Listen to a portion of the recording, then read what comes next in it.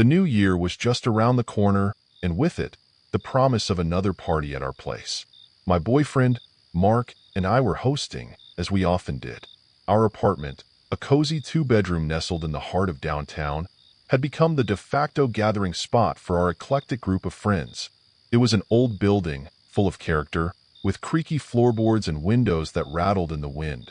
The kind of place that had a story etched into every nook and cranny. It was the evening of the party, a few hours before guests were due to arrive.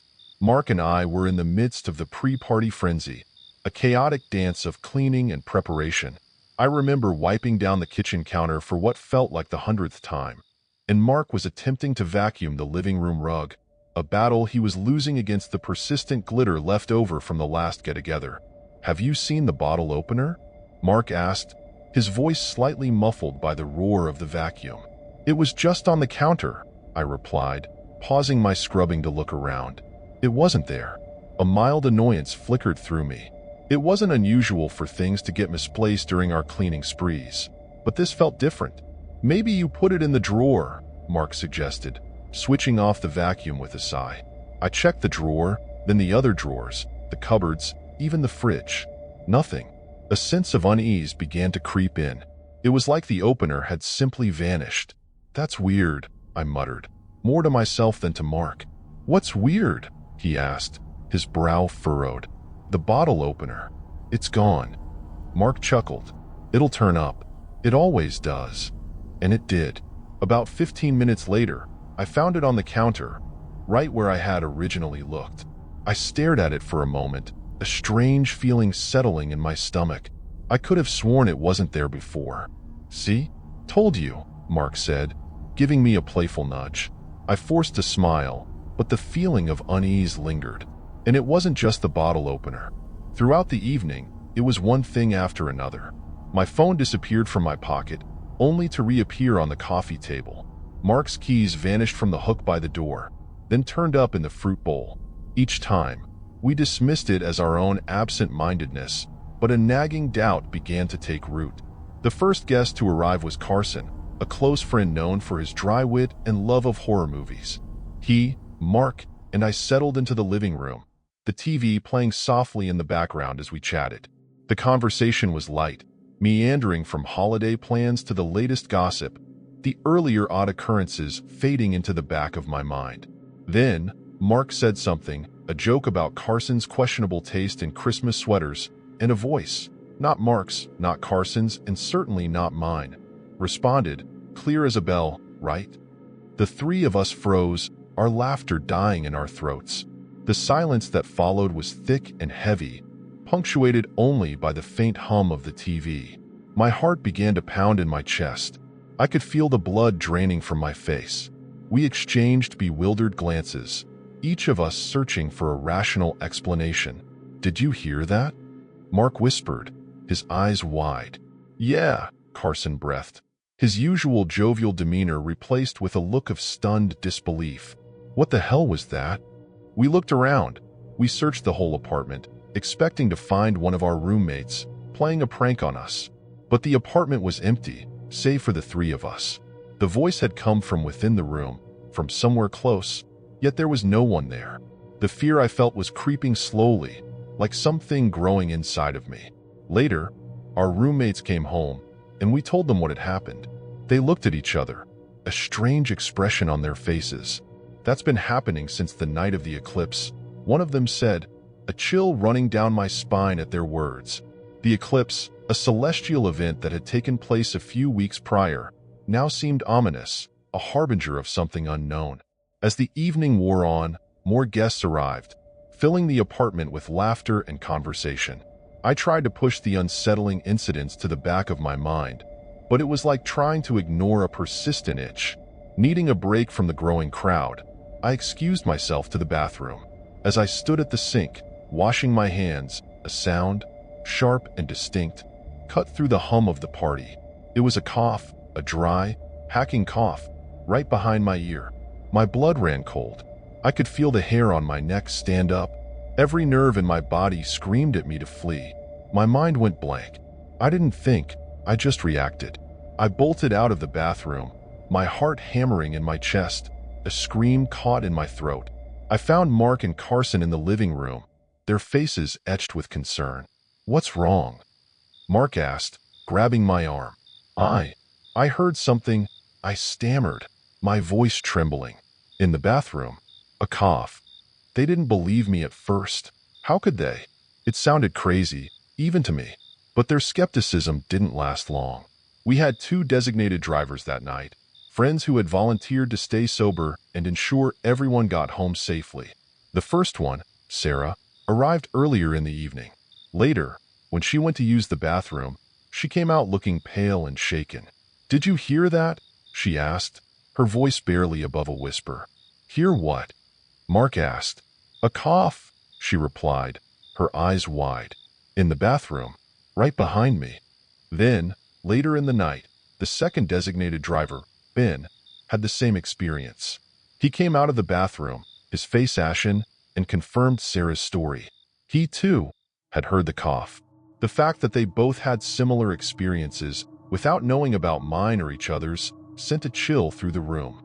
The skepticism evaporated, replaced by a shared sense of dread. The party continued, but the atmosphere had shifted. The laughter was a little less hearty, the conversations a little more subdued. The unseen presence, whatever it was, had made its presence known, casting a shadow over the festivities. I tried to enjoy myself. I was drinking to forget. It was only temporary, but the fear was still there. The rest of the night passed without further incident, at least for me. But as the last guests left and the apartment fell silent, a new wave of anxiety washed over me. The fear that had been simmering beneath the surface all night now threatened to boil over. I was sober now, as well as everyone else, and the reality of what had happened hit me with full force. As I lay in bed, staring at the ceiling, the cough echoed in my mind. It was a sound that seemed to burrow into my very being, a constant reminder of the unseen presence lurking in our home. Then, as if on cue, I heard it again. The cough, dry and rasping, right behind my ear. It was fainter this time, almost imperceptible, but it was there. I froze, my body rigid with fear, my breath held tight in my chest. I wanted to scream, to run, but I was paralyzed. Since that night, there have been no more incidents. The apartment has been quiet, peaceful even, but the memory of the cough, the feeling of an unseen presence, lingers. It's like a shadow that follows me, a constant reminder that something inexplicable, something terrifying, happened in our home.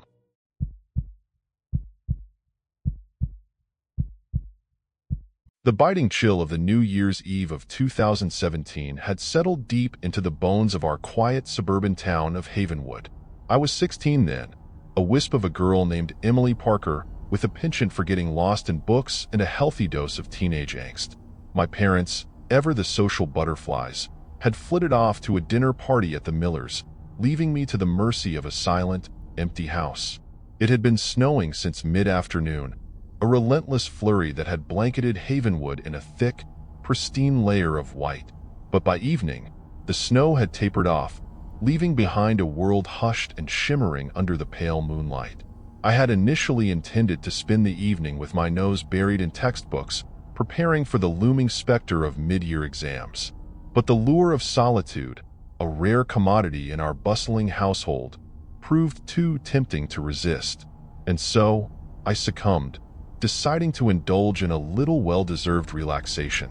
I brewed a cup of hot chocolate, popped a bag of popcorn, the kernels exploding in a comforting rhythm that filled the kitchen with a buttery aroma. Armed with my snacks and a plush, oversized blanket, I retreated to the lounge room. Our television, a bulky, old-fashioned thing, was positioned directly opposite the glass sliding doors that led to our patio and backyard. As I settled onto the sofa, the soft glow of the screen illuminated the room, casting long, dancing shadows that seemed to writhe and twist in the corners of my vision. I chose one of my favorite movies, a classic horror flick that I'd seen a dozen times before. The familiar scenes and predictable jump scares were a comforting backdrop to the quiet solitude of the evening. As the hours ticked by, the moon climbed higher in the sky, its silvery light painting the snow-covered landscape outside in ethereal hues. Midnight crept closer, and still, My parents hadn't returned. A knot of unease began to tighten in my stomach. It wasn't like them to stay out so late without calling, but I stubbornly refused to reach for the phone, determined to prove that I was capable of taking care of myself, even if it meant battling the growing sense of disquiet that was slowly seeping into my bones. As the movie reached its climax, a glint of light, a flicker of movement from beyond the TV screen, caught my eye. I paused the film, my heart skipping a beat. There, standing just outside the glass doors, bathed in the eerie glow of the moon, was a figure. A man, tall and gaunt, with eyes that gleamed with an unsettling intensity. His face was a mask of malice, a sinister grin stretching his lips, revealing teeth that seemed too sharp, too predatory. In his left hand, he held a knife, long and slender, its blade glinting menacingly in the moonlight. Terror, raw and primal, surged through me, turning my blood to ice. My breath hitched in my throat, a silent scream trapped within my chest. I felt a cold sweat break out on my skin, my body trembling uncontrollably. This can't be happening. My mind screamed in denial, but my eyes, wide with horror, remained fixed on the figure outside. Panic seized me, a wild, desperate urge to escape, to hide. I pulled the blanket over my head, a feeble shield against the terror that lurked just beyond the glass. My hand fumbled for the cordless phone that lay beside me on the sofa, my fingers clumsy and unresponsive. With shaking hands, I managed to dial 911, the numbers blurring before my tear-filled eyes. 911, what's your emergency? A calm, steady voice answered, a lifeline in the sea of my fear. There's a man outside with a knife. I stammered, my voice trembling, barely a whisper. Okay, stay calm. What's your address? I gave her my address, my voice choked with sobs. She assured me that help was on the way, her words a soothing balm to my frayed nerves. As luck would have it, a patrol car was just around the corner from our house. In what felt like an eternity, but was probably only a matter of minutes, 2 officers arrived at our door. Officer Davis, a tall, stern-faced woman with a commanding presence, and Officer Miller, a younger, more affable man, his eyes filled with a reassuring warmth. I recounted the terrifying ordeal, my voice still shaky, my body racked with tremors. Officer Davis listened intently, her expression unwavering, while Officer Miller offered a comforting hand on my shoulder. After hearing my story, Officer Davis stepped towards the sliding doors, her hand resting on the handle. With a swift motion, she slid the door open, stepping out onto the patio. The cold night air rushed in, carrying with it the faint scent of pine and the silence of the snow-covered world. She surveyed the backyard, her eyes scanning the pristine, undisturbed blanket of snow. After a few moments, she returned, her brow furrowed. "There's no one out there," she stated, her voice firm, "and no footprints in the snow. Are you sure you saw someone?" Officer Miller, ever the optimist, chimed in, "Maybe it was just a trick of the light, or your imagination playing tricks on you." Watching that, he gestured towards the paused horror movie on the TV, probably didn't help. His words, though intended to be comforting, struck a chord within me. Could he be right?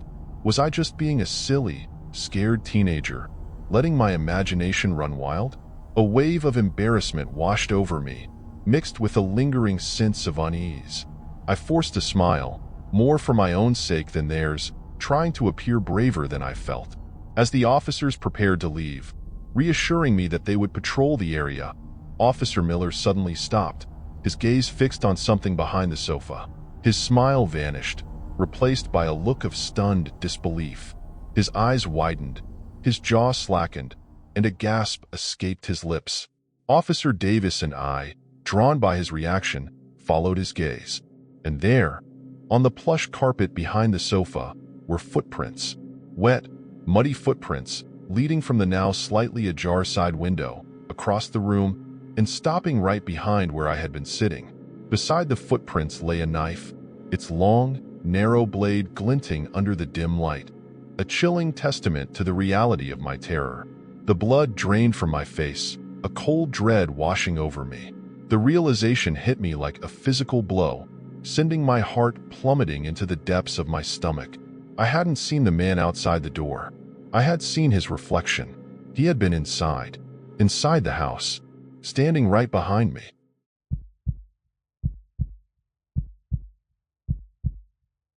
The idea was born, as most bad ideas are, out of a potent cocktail of boredom and a yearning for something different.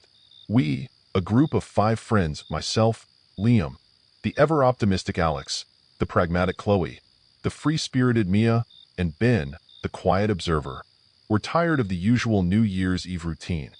Overpriced clubs, forced revelry, and the inevitable crushing disappointment when the clock struck midnight. So, this year, we decided to break the mold. We craved isolation, a clean slate, a chance to usher in the new year on our own terms. That's how we found ourselves driving up a winding, snow-choked road towards The Haven, a vacation rental nestled high in the San Isabel Mountains. It was a picture-perfect scene, straight out of a holiday postcard. Snow-laden pines, the crisp mountain air, and the promise of complete seclusion. The house itself, a rustic 2-story cabin, was booked online through a generic rental site. It boasted spacious rooms, a roaring fireplace, and, most importantly, total isolation. Exactly what we were looking for. We arrived late in the afternoon, the setting sun casting long shadows across the pristine snow.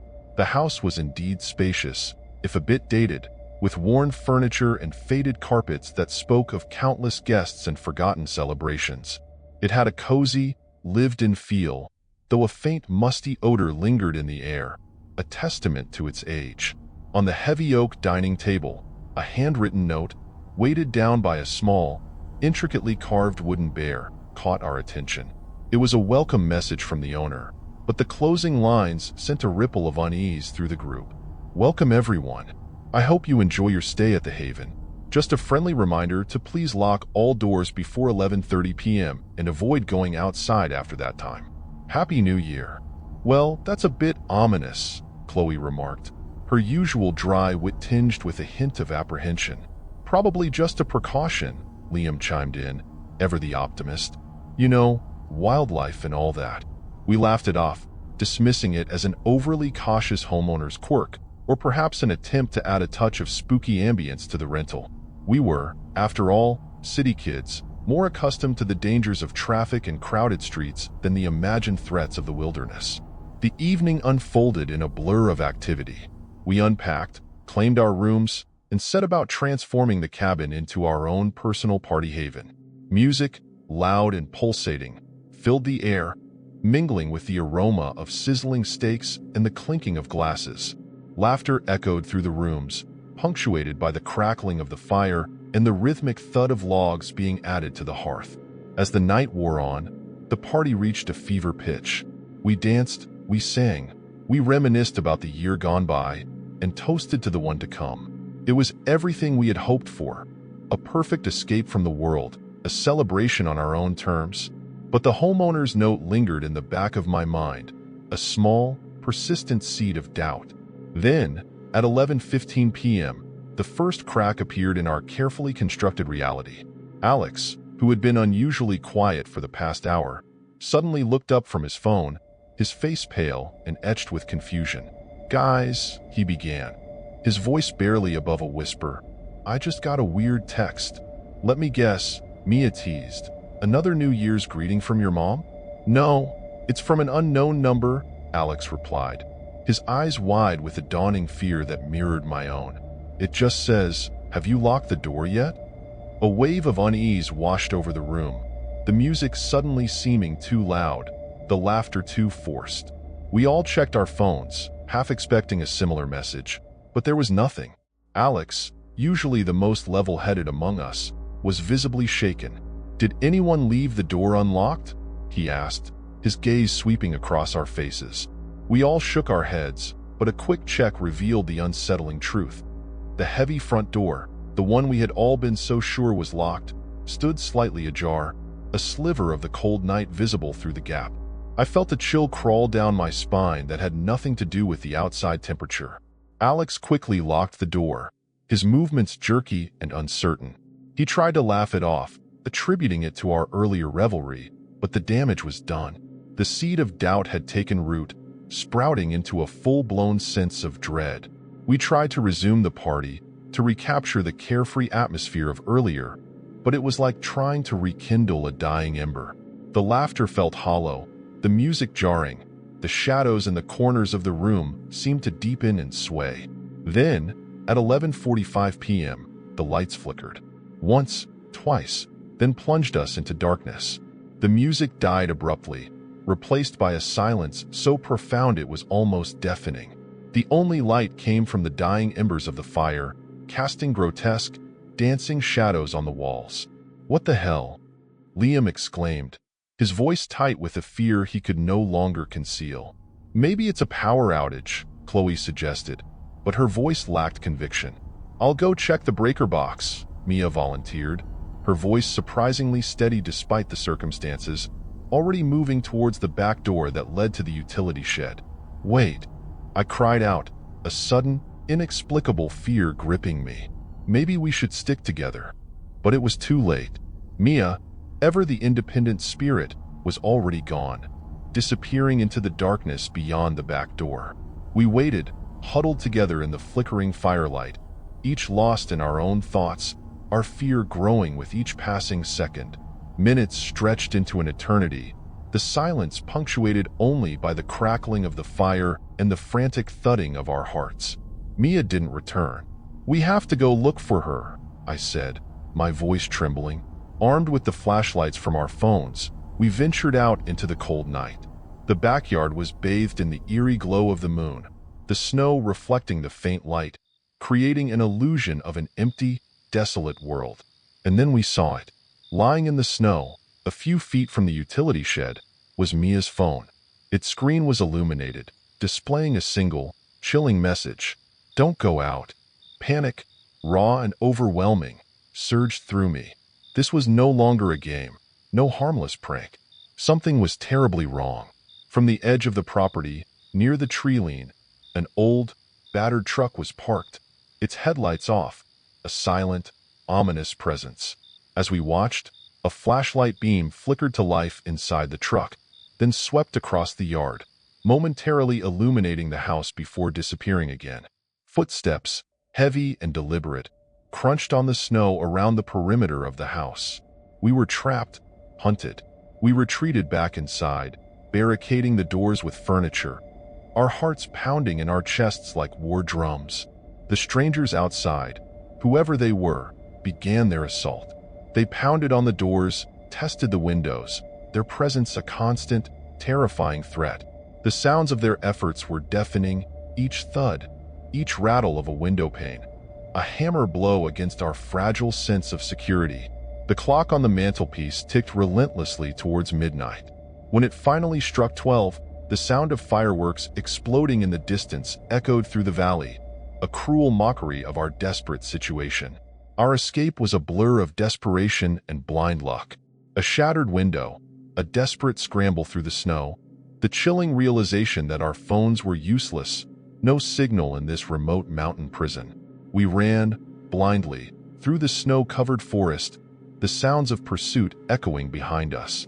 We stumbled upon a rarely used service road, barely visible under the thick blanket of snow. It was our only hope. We followed it, our lungs burning, our legs screaming in protest, the nearest town a grueling 10 kilometers away. The next morning, when the police finally arrived at the haven, they found the house empty, silent. Our belongings were still there, scattered and abandoned, a testament to our desperate flight. Later, we spoke to the homeowner, his voice trembling as he revealed a chilling truth. He had received reports of disappearances in the area before, groups of people vanishing without a trace. The warning, the one we had dismissed as a joke, was a desperate plea, a last resort to protect his guests from a horror he couldn't explain.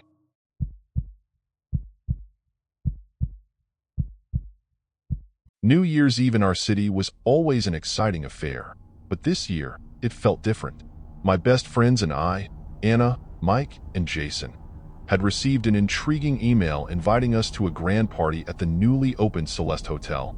The invitation promised everything: premium food, live music, and even a chance to win a luxury vacation. It sounded too good to be true. "It's probably a scam," Jason muttered as we sat in my living room, inspecting the sleek design of the email. "I don't know," Anna said. "The hotel is legit. Look, they've been promoting the event on Instagram." She showed us her phone, scrolling through glamorous photos of the hotel's interior. In the end, curiosity won. After some deliberation, we decided to attend. We figured it was worth a shot, and besides, the thought of spending New Year's Eve in a luxurious setting was tempting. The hotel was located downtown, a towering glass structure that glittered against the night sky. As we stepped into the grand lobby, I couldn't help but feel impressed. The chandelier overhead cast a warm glow, and the staff greeted us with champagne and smiles that seemed a little too perfect. The party was held in a massive ballroom adorned with gold and silver decorations. A live band played jazz in the corner, and tables were laden with extravagant dishes. It was everything the invitation promised. Yet, as the night wore on, small details began to gnaw at me. I noticed that the other guests never seemed to leave their seats. They didn't go to the bathroom, didn't step outside for air. The waiters moved about with mechanical precision, their faces void of emotion.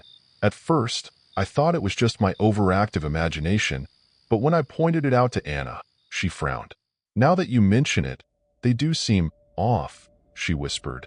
By 11:30, the unease had settled deep in my stomach.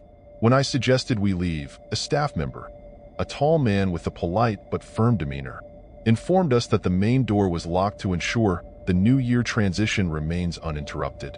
"What does that even mean?" Mike asked as the man walked away.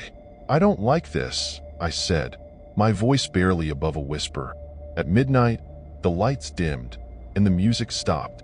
The MC, a sharply dressed man with a booming voice, stepped onto the stage. "Ladies and gentlemen, thank you for joining us tonight. Before we welcome the new year, we have a small request. Please sign this pledge to keep tonight's event confidential." His words sent a chill down my spine. Staff members began distributing documents and pens. The pledge was simple yet ominous, stating that anyone who refused to sign would be detained for security reasons. "This is insane," Jason hissed.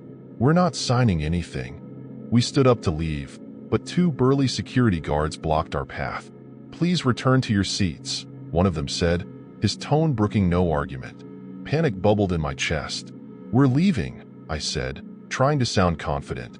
But when we tried to push past them, they grabbed us and escorted us out of the ballroom. They led us to the basement, a stark contrast to the opulence upstairs. The air was cold and damp, and the faint hum of machinery echoed in the distance. My heart pounded as we were shoved into a small room with a heavy steel door. "Stay here," one of the guards barked before slamming the door shut. "What the hell is going on?" Anna's voice was shaking. We searched the room, desperate for a way out.